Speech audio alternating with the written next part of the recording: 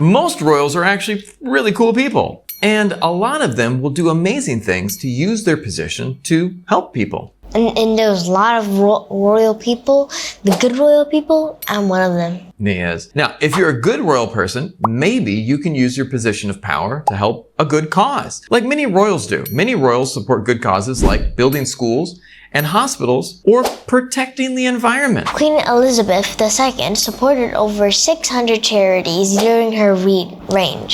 Reign. It sounds like the word rain. He's having a hard time with that word. We're going to stick that in because reign, R-E-I-G-N, actually sounds like the word rain. They're the same thing. No, they sound the same, but they mean completely different things. R-A-I-N, rain, means like water falling from the sky, but R-E-I-G-N is the time that the monarch, the king or the queen, actually controls the people. The rain in the shower. No, that's water.